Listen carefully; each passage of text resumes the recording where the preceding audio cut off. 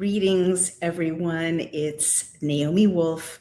I've been away, and you will find out in this podcast why I've been away and what happened. But I'm so happy to be back with you all. I feel like you'll see why I have a new lease on life, and I'm very, very, very grateful. So this is Outspoken, and you can find it over on Substack or on Daily Clout. And let's just get started. But before we do, I have two important announcements. When credible doctors start paying attention to repurposed medications, it's worth asking why. Dr. Harvey Risch, dear friend of ours, former professor of epidemiology at Yale University and now serving on the president's cancer panel, is helping to lead that conversation. A new groundbreaking observational study from the Wellness Company analyzed the off-label use of ivermectin and mebendazole in nearly 200 cancer patients treated by licensed doctors across cancers such as breast, prostate, lung, and colon. And the results are hard to ignore. After 6 months, 84% of patients experienced clinical benefit, including stable disease, tumor regression, or showing no evidence of disease whatsoever.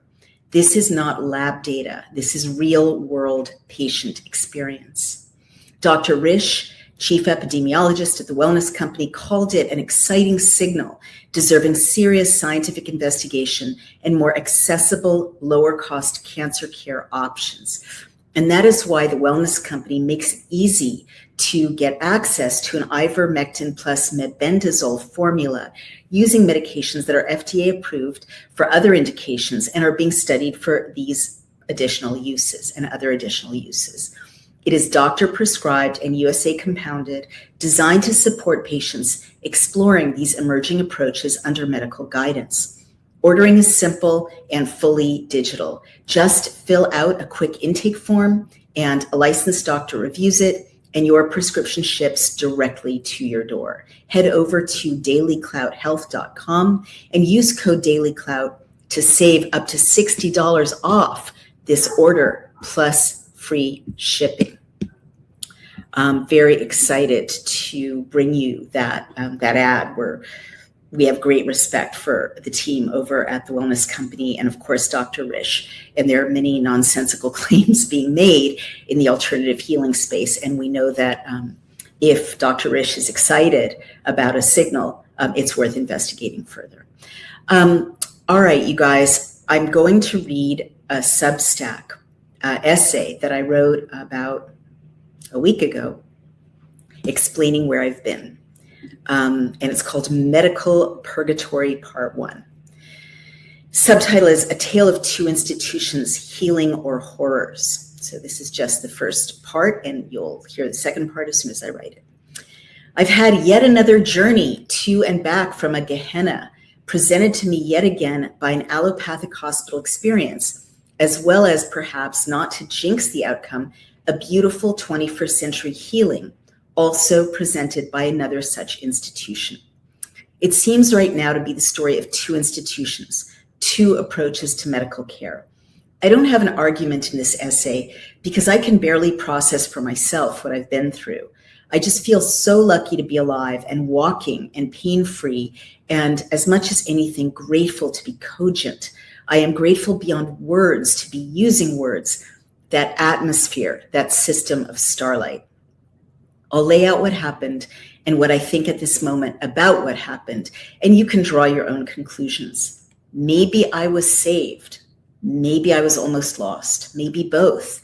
Maybe I was redeemed by incredible vigilance from a deadly coma or minimally from brain damage. Maybe I was subjected to unnecessary tortures, the worst I've endured in my life. Maybe both are true, maybe all of it. Maybe it was all completely necessary, including the unbelievable physical suffering I underwent. Far be it from me to quarrel with my far from guaranteed survival, apparently intact. And as everyone knows, I am not a medical doctor. So this is part 1. Via my diligent pursuit of alternative treatments for a hip that was painfully malfunctioning, secondary to the spina bifida occulta with which I was born, and which condition is stabilized by hardware at multiple vertebrae, L5S1, I had pushed the no alternative left option, a hip replacement, by 18 months. It's not uncommon for conditions such as the one with which I was born, which imperfectly closed my spine in utero, to cause secondary damage over time to a hip. So I felt I was doing pretty well.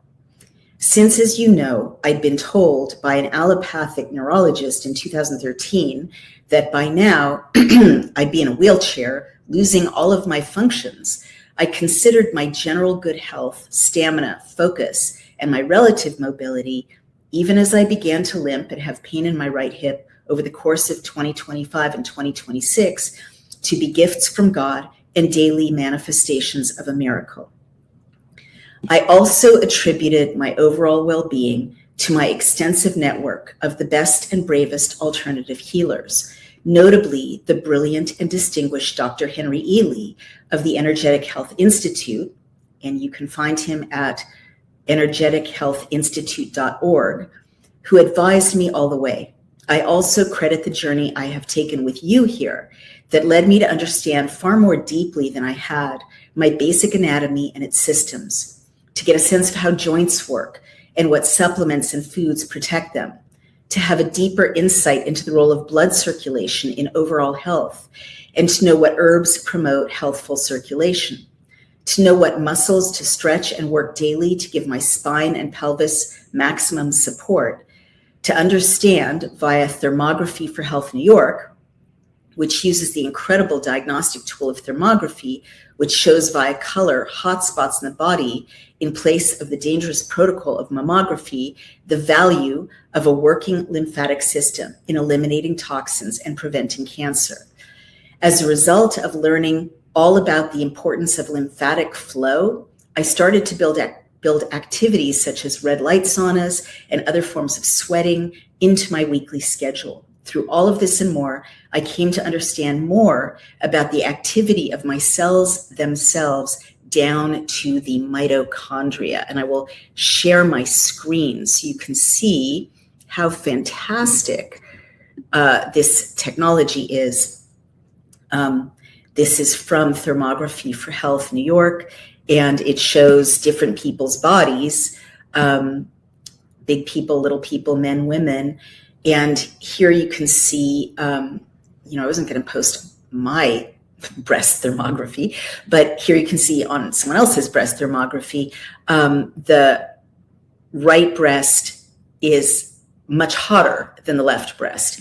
And so that is a sign that it's important to increase lymphatic flow, for instance, not wear underwire bras, or if you do, limit it, they teach you how to move the lymphatic fluid around your breasts and through your body in ways that I won't describe here, but you're supposed to do in the shower every morning. Generally it shows you how to prevent the kind of accumulation of toxins that they believe contribute to breast cancer before you get to the stage of having a lump or having, God forbid, a tumor or cancer. So to me, it's fascinating and it makes really good sense. I benefited from interviewing some of the leaders in the alternative wellness space. I'm just going to stop sharing my screen for a minute. Stop screen. I learned what specific vitamins and periodic internal cleanses I needed via Dr. Hadar Elbaz of the Vibrant Glow, also of TWC, who analyzed things sent through the mail I won't describe here. I tried to walk a few miles daily to get sun on my body and to avoid toxic thoughts, per my interviews with Dr. Ben Tapper and Dr. Kelly Victory of the Wellness Company. By the way, I'm just going to be explicit here. And it was actually one of the pharmacists at the Wellness Company in an interview who told me this, but I took it to heart. I don't just get sun on my face and my legs. I try to get sun on when he first said this, I thought he was joking, but he wasn't, on my abdomen and my thighs whenever I can. And it actually, does a lot to contribute to cellular health. It sounds a little silly, just like moving your lymphatic flow around your breast sounds a little silly, but it turns out to be very well based in basic anatomy. I took nattokinase supplements daily due to what I had learned from the pioneering work of Dr. Peter McCullough, since though I am unvaccinated by an mRNA vaccine, I have no idea what are the impacts on my blood from others around me who are mRNA vaccinated.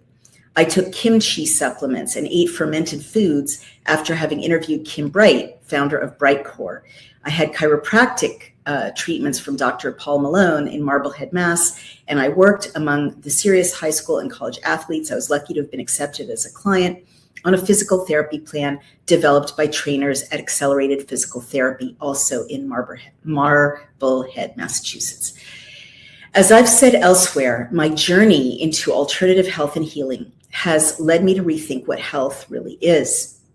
We have such a black and white dualistic notion of health and illness in the West. I now know that you can have a serious physical condition, such as my problems with my skeleton, and still be systematically otherwise very healthy and heading always in the direction of healing. You can be like several friends of mine with cancer diagnoses who radiate health in every other way and who have beautiful qualities of life. Or conversely, you can have nothing wrong with you as far as allopathic tests and measurements reveal, and yet still be in a state of lassitude, toxicity, or general unwellness, sadly heading toward a disease state. I was so lucky to be able to invest in these alternative modalities. And as I learned over time how each of these was preventing a condition or complication that allopathic pharmacy would just treat with more and more prescriptions, bringing with them in turn the risk of more and more serious side effects, I came to believe that this approach was ultimately far less costly than would have been my remaining ignorant and passive in the face of my degenerating gait, pursuing only what allopathic medicine recommended. When I could put off surgery no longer, I chose the best orthopedic hospital in America. And since I have nothing but good things to say about them, I'm just going to name them. It's the Hospital for Special Surgery in on East 70th Street. Fabulous. As you recall, I had nearly died of sepsis in a hospital after a bizarrely delayed surgery subsequent to my having sustained a burst appendix in 2023. So I definitely had a fear of hospitals. This fear, had it seemed, indeed led me to put the operation off for too long. Learning that fact also frustrated me. Hey everyone, it's Naomi Wolf with Daily Clout. You're not dealing with bad skin as an adult if you have acne. You're dealing with an untreated root cause. It starts small, little redness, a few bumps, then it expands. You may go through the cycle of doctor appointments and trying product after product with no real relief. You're not alone. 25% of adults struggle with acne, and more than 14 million Americans battle rosacea. 1 in 10 people suffers from chronic dermatitis or eczema. These are not just cosmetic issues. They itch, burn, and certainly crush confidence. Store-bought treatments only mask symptoms while ignoring bacteria, mites, and inflammation. And many of these have harsh chemicals that cause severe side effects. Clear Skin Ivermectin cream from the Wellness Company is different. This dermatologist-designed prescription formula targets the root cause safely and gently under the skin. Azelaic acid helps to clear clogged pores and brighten the skin. Ivermectin targets Demodex mites and reduces inflammation. Metronidazole helps control bacteria overgrowth and calms irritation. Stop guessing. Get Clear Skin Ivermectin cream and transform your skin back to normal. Go to Daily Clout Health and use code DailyClout to save $20 off, plus get free shipping. I wished that my exposure to the hot mess behind the last major public health effort, as revealed in our book that I edited with Amy Kelly, the Pfizer papers, had not caused such a dramatic if reasonable, loss of confidence on my part in the whole allopathic system. I wished I could have just done exactly what my doctors advised me without the need for second guessing or resistance. But until I found a surgeon I really trusted, I knew too much to simply take that leap without a lot of other assurances. I'd been walking around with no cartilage on the right, it seemed, and my hip bone had started to chip. So my surgeon would need to add a bone graft. The surgeon I chose at last, and it's Dr. Bully at Hospital for Special Surgery, again, I have nothing but good things to say about them, was a legend in orthopedic surgery. But I was just as impressed with the way he answered all of my questions and did not rush me. I was impressed too with the way his staff seemed knowledgeable, respected, and able to give great independent advice.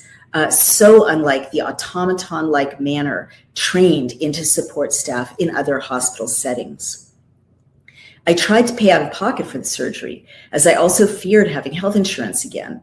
All of my friends and loved ones with health insurance seemed to live from one medical scare subsequent to a costly test to another. But when I learned the surgery would cost about $70,000, I bit the bullet and applied for and received health insurance. This major orthopedic hospital in Manhattan, in my brief stay at least, and even with the drama of what I underwent, really worked. From the first time I entered it, I felt a lively organizational intelligence. From the patient-friendly training of the staff at the front desk, who warmly welcomed us, to the administrative mindfulness that led to the positioning of an actual human being in front of digital login screens to help scared or frail people sign in to enter the system, to the fact that there was a range of lower and higher upholstered chairs in the waiting areas so that whatever people's level of mobility, they would be comfortable. All of it bespoke a coherent institution-wide level of consideration. I saw humanity in action again and again. What was surprising was how surprised I was to see humanity so prominently given a role in the administrative processes, as well as in the healing processes of a major American hospital. At an early appointment check-in, for instance, I was standing behind a young man who had been born, it seemed, with a spinal deformity. He was a little over 4 feet tall, and he stood on crutches. The counter was higher than his head.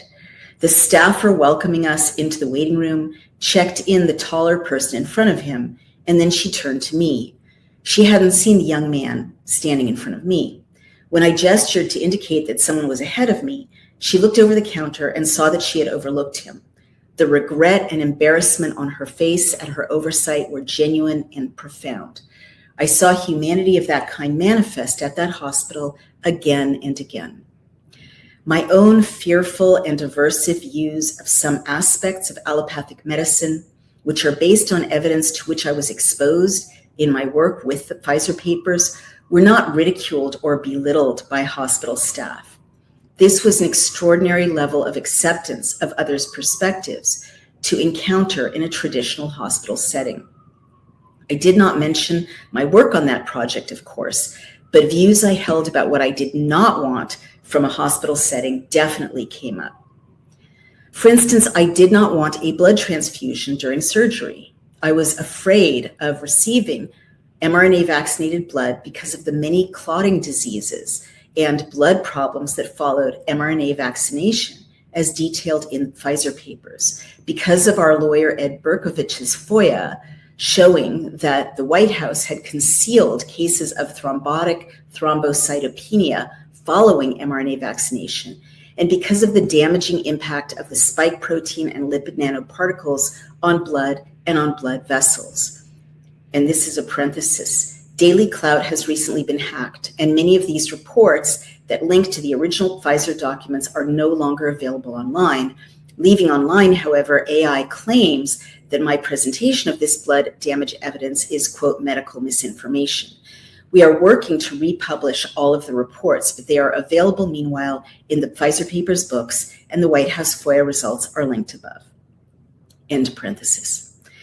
I learned in preparing for my own surgery that there are methodologies in place in New York City for storing one's own blood in advance of surgery. This is called autologous blood donation.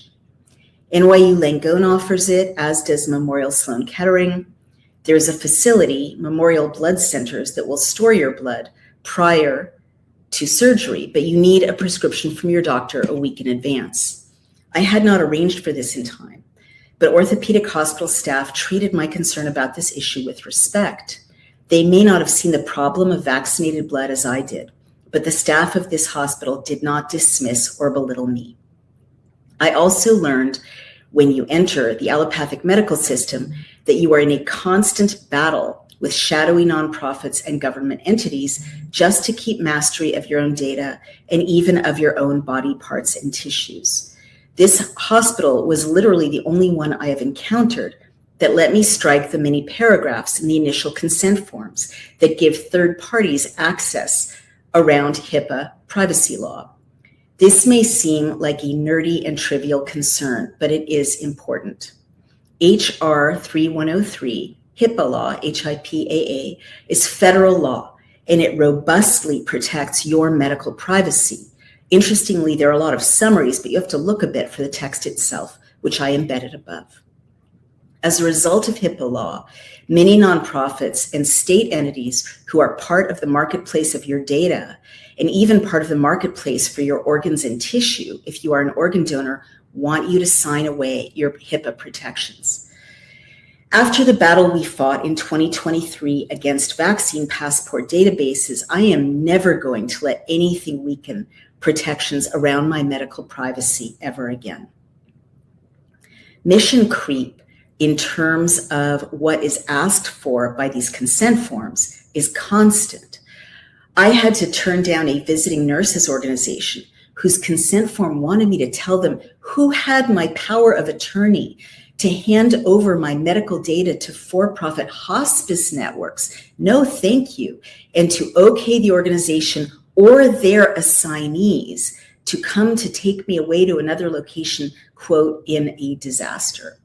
The nurses organization refused to allow me to strike these additions and then sign, even though the consent form itself said clearly that the law did not allow the organization to refuse to allow me to decline those extra terms. A favorite trick these days is for the check-in staff to show you a digital signature screen to sign that says in fine print, I have been given a copy of the consent form, even as one is never given a copy of the consent form. The use of digital screens rather than paper lets hospitals claim inaccurately that you can't strike any part of the consent form. This is not true. Legal documents can be edited if they are initialed and signed. This orthopedic hospital, in contrast to all the others, simply printed out a copy of the consent form when I asked to strike some content. They let me strike the paragraphs to which I did not wish to consent, let me initial and sign it, and that was that. Into my file it went. The respect shown to patients in the hospital in choosing to do this was entirely unusual. The morning of my surgery, Brian and I waited in a beautiful waiting room next to the East River. Its waters flowed deep green, and the city sparkled in the June light. My mother had drawn a card for me and colored it and sent it to me via mail. I had brought it with me, of course. She had depicted me doing a cartwheel and had added dancing, wearing high heels, and hiking to the many activities she wished upon a healed me. My mom had drawn such, quote, healing pictures for me to look at with every surgery I've undergone, and every time I heal so quickly that my doctors are astonished. The unconscious mind, of course, is powerful. I was now in a hospital gown and lying on a bed by the rushing river. Brian had my picture and the other little items he would bring to me after the procedure. We were greeted by members of the surgical team and administrative teams. Though I continually opt out of being an organ donor in New York State, I keep somehow finding myself on the state organ donor list. I expressed to the young man in a beautifully tailored suit, whose job it was to prepare me, it seemed, psychologically for surgery, why I was worried about being listed in New York State as an organ donor. And I have in the brackets donatelife.ny.gov. That's where you can seek to remove yourself from being an organ donor in New York. He listened patiently. Finally, he said emphatically, "You are not going to die. We are not going to take your organs." Brian, who was holding my hand, laughed out loud. We both actually felt heard. Then there was the goodbye to Brian and the wheeling into the surgical theater, the introduction to the surgical team, to the anesthesiologist, and to the man whose job it was to roll me on my side as I lost consciousness and to strap me onto the gurney. Then all was darkness.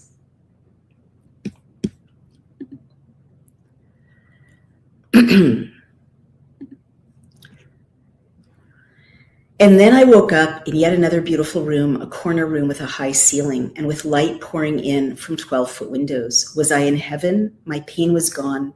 The river was farther below me than it had been before. It was racing like a goddess in a hurry. I could see all the way to Queens. The city was like a beehive. Everything had purpose and direction. My life would begin again. I think my surgeon and his colleague greeted me. My memory is unclear, and I believe that they said that the surgery had been a success. My mom's drawing of myself fully healed had been placed on a lovely tray. Had Brian placed it there?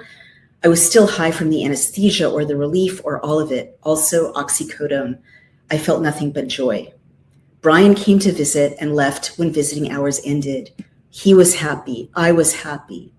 Dinner was wheeled in, nutritious, delicious. It tasted like real food. I was giddy. Mashed potatoes, real turkey, and HGTV had never been more interesting. Property Brothers, what would they do with that veranda? The world was new, healthy, and sparkly, and entirely delectable. I'd been chatting with my roommate, a woman a few years younger than I, who worked in a senior role in a major hospital in a major city. I remember that with what was left of my conscious mind, my prefrontal cortex mind, I was thinking, don't get into anything substantive. She was very nice, but I really wanted to stay anonymous and to remain well out of any fights.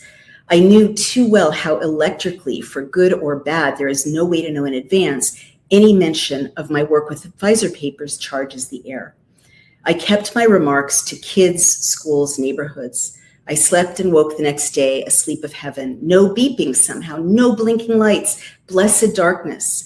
I don't know how this hospital solved the purgatorial problem of sleep that other hospitals cannot solve, but it did so. Mine was a deep, pure Victorian invalid's sleep. I woke to a good new day. I would be discharged today. I was given another oxycodone.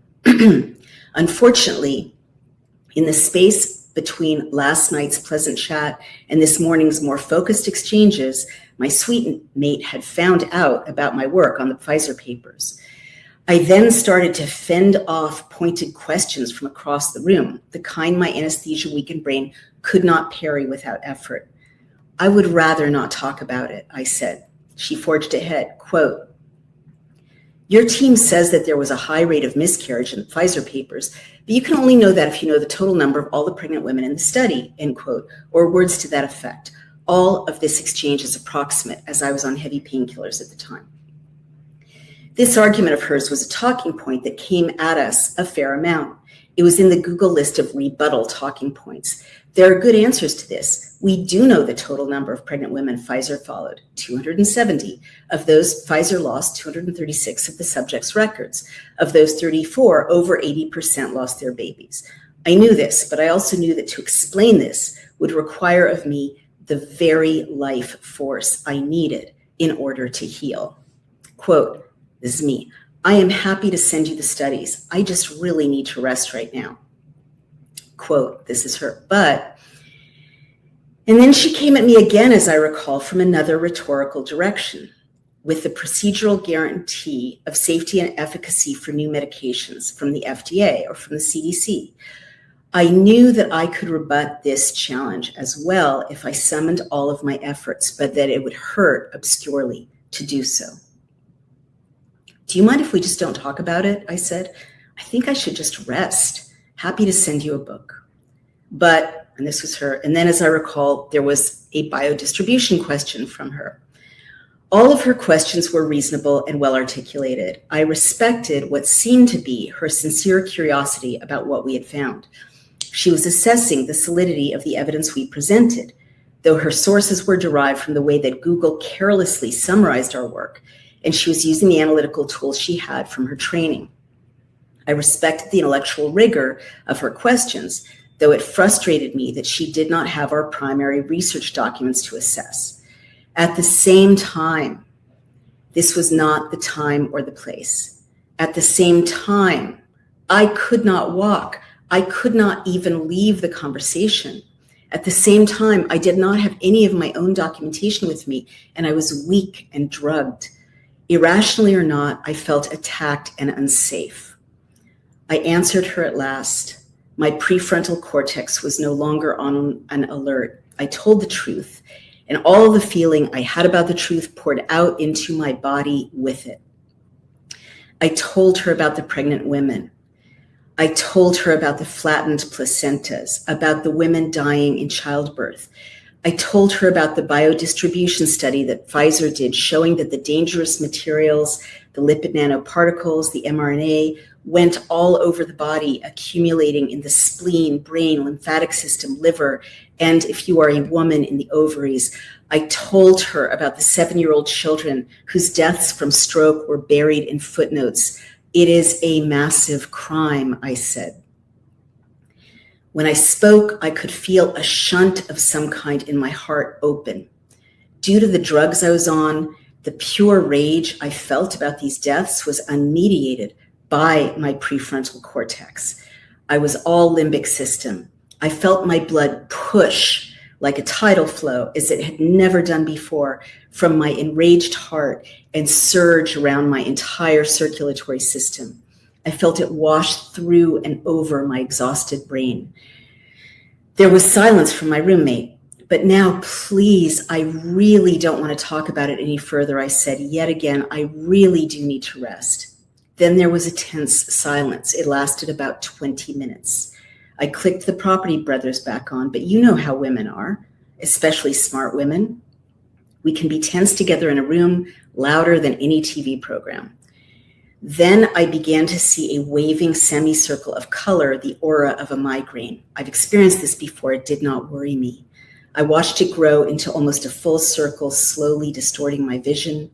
Then, I don't know how, for some reason, a nurse was in my room asking me a question. When I tried to answer her, I could not find coherent speech. She looked horrified. She stepped out, as I recall, and stepped back in quickly, holding some cards with pictures on them. One showed a bird. I knew it was a bird. In my soul, I knew everything possible about the birdness of the image. But when she asked me to say what it was, I grasped and grasped silently for the name of the thing and finally could do nothing but shake my head. She asked me another question, the date, the name of the hospital, and I tried to answer her. Gibberish. I tried harder. Every third or fourth word came, but in between there were no words. I could not find them. She looked more concerned than ever and signaled to the exterior of the room in some way. Suddenly, my bed was surrounded by about a dozen people, men and women, all in hospital scrubs. All looked as concerned as she did. One or two of them also tried talking to me. Again, I struggled fruitlessly to answer. I felt a nightmare feeling that I was wandering down the hallway of language, the place I lived, my very identity, the place I thought of as home. But that 4 or 5 necessary doors in that hallway were now locked shut. I shook my head again, helpless. The group stood up as one, the collective worry in the room still more heightened. A gurney appeared in their midst. The men and women bundled me onto the gurney and sped me downstairs. And this is the final image of this essay of a bird, which I did not then know how to describe as being a bird.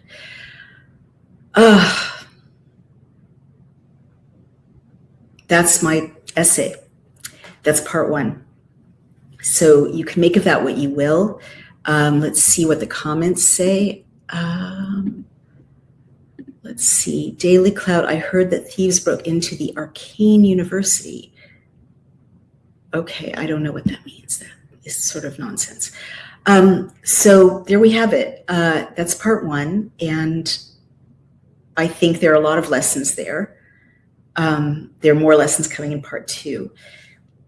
But I guess what I really want to kind of showcase or highlight is the difference it makes when a hospital has a humanistic orientation, even if it's a traditional allopathic medical institution, like the Hospital for Special Surgery in New York. It made a tremendous difference to me. The hospital I'm about to describe in part two is a very stark contrast to that. I think the other really interesting thing that leaps out at this is the connection between mind and body. I don't think I could ever say my hospital roommate caused me to lose the power of speech, but I don't think we can rule it out, because, again, not to unfairly blame her or single her out, but a lot of my work over the course of decades has been about the mind-body connection. And by now there are decades worth of studies documenting how directly the mind connects to the body. I mean, just all the ways in which the endocrine system and the hormonal system, the circulatory system, and the digestion relate to brain impulses, right, and neurological impulses. It's not a stretch to say that the mind and body are one entity. Of course they are. I could give you so many examples, like the way women stop lactating when there's a threat in the room. The letdown response, as it's called when you're nursing, really depends on you feeling safe. And this is evolutionary. It goes back to when we were nursing babies in caves with wild animals outside. I mean, if you have to get up and run with the baby, you will stop nursing so that your body can do other things more effectively, so you can survive and your baby can survive. I mean, there's so many more examples. I wrote a book called Vagina in 2012 that showed how intimately, especially for women, sexual response is connected to mind states, and in turn, how directly sexual response and sexual well-being affect mind states. I showed that. I thought it was a really big insight. It's worth recycling it, whatever, 2012, 14 years later, because that book has kind of faded from memory. It's a very timely book, I think. It turns out that orgasm in women releases chemicals that boost confidence and self-knowledge and trust in self and ability to discern well and to rely on oneself, courage, resistance. Isn't that interesting? And like that insight just kind of explains, or could explain, the whole history of like all these countries that deal with their women by a clitoridectomy and infibulation. They're literally affecting the brains of women to force them to be more compliant, more accepting, less resistant of slave-like or subordinated social roles. But in this case, I think it's really important to talk about, hospitals and stress, because the stressor of what my brain on drugs, right, and after surgery and with the vulnerability of getting over anesthesia, perceived as a threatening situation, an unsafe situation, or a stressful situation. I can't prove that it caused a reaction that was negative in the functioning of my brain that even affected the centers for language, but that was how I experienced it, and definitely the timeline is problematic. So that's really worth thinking about, not to beat up on my roommate, although I do think the first few times someone says, let me rest, I think you should let them rest, just as a matter of humanity and courtesy. But I think that there's a lesson there, a really profound one for hospitals, because that was just an example of an emotional stressor in my room. But as you're about to see from the next hospital to which I'm about to be taken, beeping machines all night, lights on all night, people in masks, doctors and nurses who are masked, language that's carelessly dark or ominous, passivity where patients can't see outside the room or raise or lower their bed or turn their light off and on, the humiliation of robes open in the back and no privacy. And I'll get to what happened to me in the next section, but all of these things maybe really make a big difference in our healing, the not being able to see the sun day after day after day. These are stressors, right? And I think that we really need to talk more about how to make hospitals places again where people have a sense of refuge and they can, their bodies can feel safe and nurtured and cared for without all of these additional stressors that reduce them to a set of numbers, right? I just think it's so interesting. And Rose Kelleher, hi, Rose. So nice to see my old friends here every time I do a podcast. I see some of my favorite loyal readers and friends. And she says, I've been critically ill twice in my lifetime. It's no fun at all. Thank God you are doing well. Benedictions, Naomi. Thank you, Rose. I really appreciate that. I can't believe my luck, honestly. And that's going to be part 2. Like, what is the meaning of having been so, not even ill, but impaired, right? And then recovering so quickly.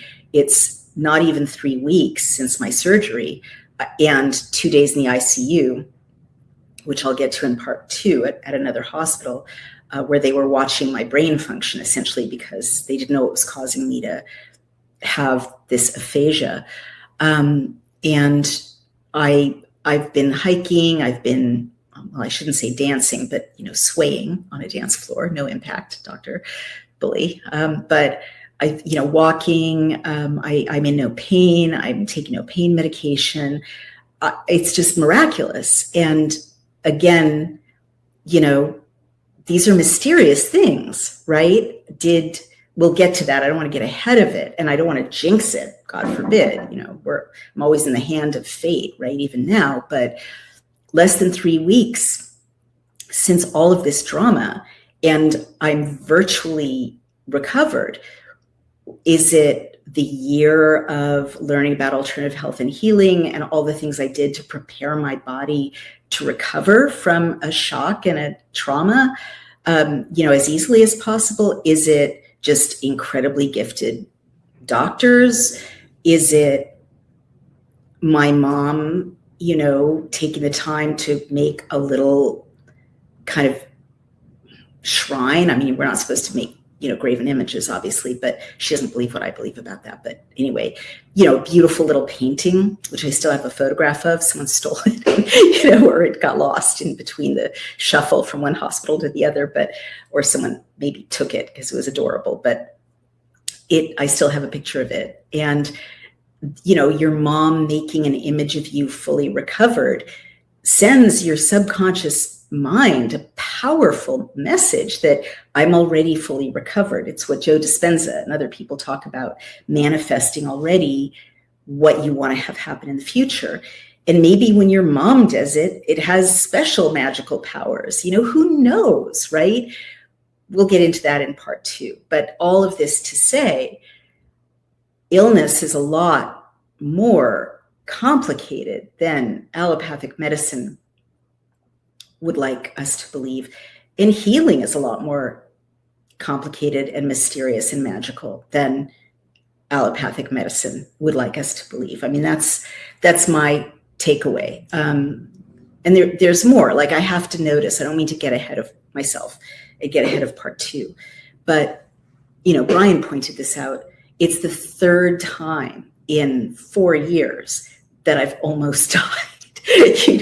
Like I fell when I was racing after Loki on a walk in February in Massachusetts and lay on the sidewalk, broken shoulder, unable to move. And nice neighbors came out and got me into an ambulance and tracked down poor Loki, who loyally stood not far away from me and made it all end well, right? I could have frozen to death, or Loki could have wandered off and been lost or frozen to death. I mean, bad things could have happened, and they didn't. And then I recovered in like 6 weeks. Surreal. I actually had some of the Pfizer papers researchers pray over my shoulder, which, I'm Jewish. I'm like, what are these Christians doing? Whatever, they can put their hands on me and pray. I'll take the prayers. Literally, you cannot believe, I've posted the x-rays, the before and after. Like, my bones literally drew closer together after they put their hands on me and prayed for my healing. Like, God bless them, like, I'll take it. I'll take the Christian prayer. Like, yeah, sure.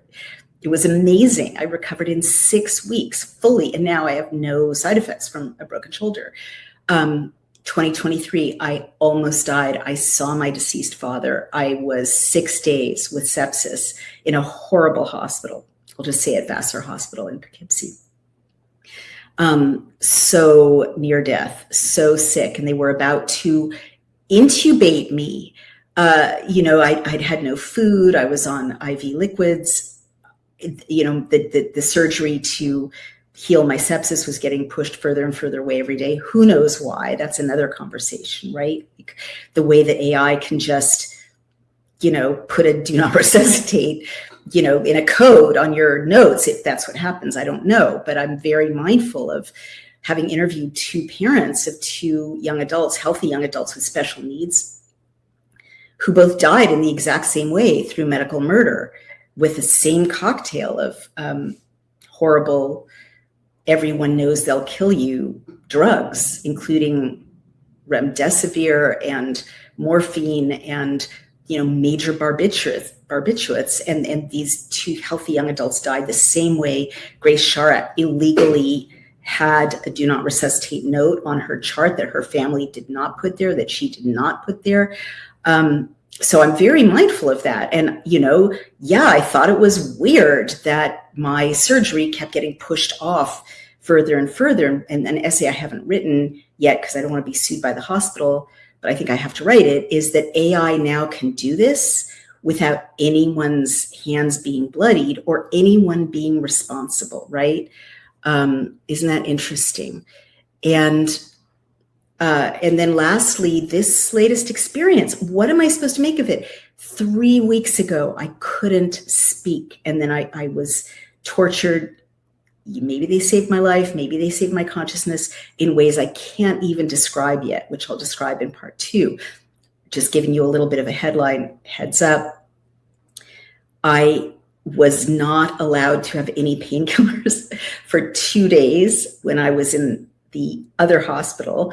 And I wasn't allowed to have a walker or a cane or any support. So I was forced to hobble back and forth from a bed I couldn't adjust to a toilet not designed for people, with impaired mobility, with no painkillers, nothing to lean on, no running water, right?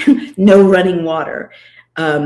No light, no window, no ventilation, people in masks, right, for 2 days, rolled back and forth with no painkillers, with no training of how to roll someone who's just had a hip replacement surgery and a bone graft. I've never been in such pain. I was screaming and crying. I mean, I don't mean to get ahead of myself, but that was what was going to be ahead. Again, God bless them. Maybe they saved my consciousness. Maybe they saved me from slipping into a coma. Maybe all of it was necessary, but it was an extraordinary experience.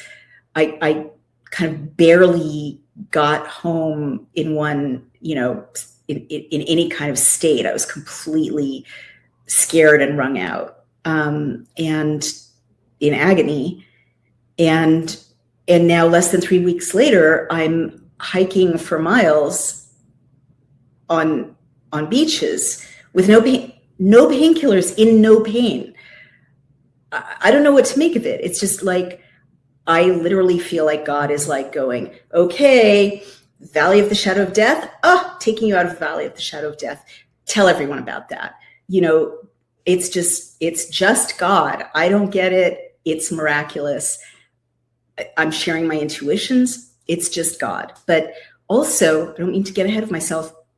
We are reading the Hebrew Bible, and I'm going to pick up again after this episode with Deuteronomy 4 and, do a few more chapters this week. If you're following the Hebrew Bible readings with me and the Geneva Bible readings, God keeps saying he'll do this, right? And this is what, we're not told by organized religion, but in the original text in the Hebrew, and it gets very distorted in the English, especially modern translations, God keeps saying, if you follow my laws and you follow my commandments, which are not onerous, right? You will have long life. You'll have health. You'll have healthy children.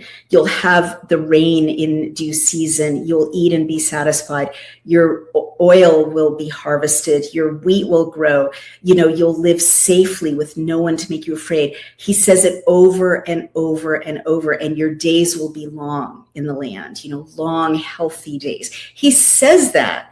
And he doesn't say if you pursue this or that religion, or if you go to confession, or if you sacrifice, to a certain priesthood, or, join a certain sect. He's not saying that. He's saying, if you follow my laws and are mindful of my statutes.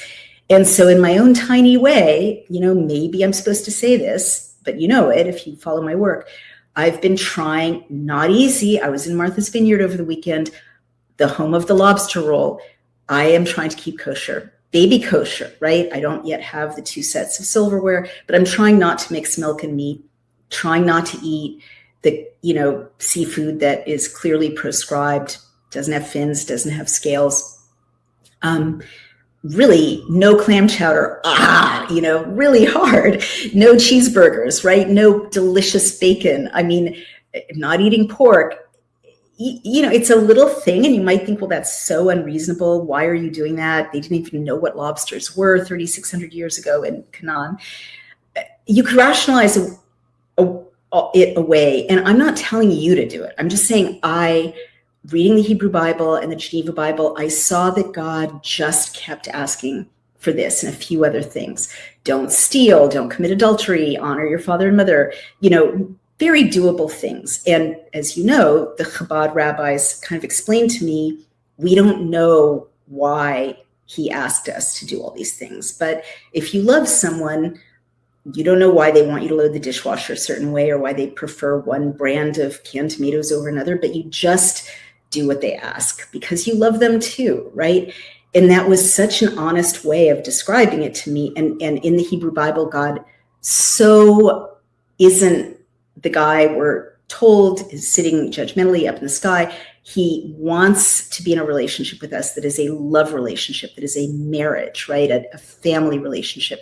So I just thought, okay, he's clearly saying, just do this. So that is my story of my crisis with a medical institution, medical situation.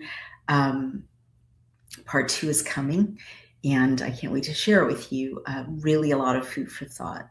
But once again, I'm so happy to be back with you, to be well. Thank God so far. Fingers crossed, I'll take those prayers and good thoughts coming my way. And in the meantime, I really want you to think about one more thing before I say goodbye for now. Something I've been thinking about a lot as we've been having these conversations is not just what's happening in our institutions or in the economy, but what people actually do with that awareness they start to have that something's not right. Because I hear from a lot of people who can see what's going on, who understand the risks out there, the instability, the loss of trust in institutions for good reasons. And yet I hear that when it comes to their own savings, their own retirement, they're still very much tied to those same systems that they know they can't fully trust. And it's interesting because it's not usually due to a lack of understanding on their part. It's more a kind of hesitation. It's that space between knowing something and deciding to act on what you know. And I think that's something that people sometimes look back on later with regret that they didn't act sooner. So what I'm noticing more and more is that some people are starting to shift their thinking a bit away from trying to predict everything, because you cannot predict everything, and more toward asking very simply, how exposed am I? How exposed is my family? And for some people, that leads them to explore ways of holding, and Brian and I are doing this, a portion of their savings outside of the traditional financial systems, including in things such as physical gold. Now, I've been speaking with Augusta Precious Metals about this possibility, and what I appreciate is that they really approach it from an educational perspective. They take the time to walk people through how gold investment works, what to consider if you're thinking about it, and whether it even makes sense for your own situation. And they do so without any pressure. If you want to look into this more carefully, and I really recommend that you do, you can go to dailycloutgold.com, or text clout to 35052, and ask for Augusta's free information kit. It's just a way to understand your options more clearly, so that when you do make a decision about it, it's coming from a place of clarity rather than of hesitation. Again, thank you so much, everyone, and I will see you next time on Outspoken. This is Naomi Wolf.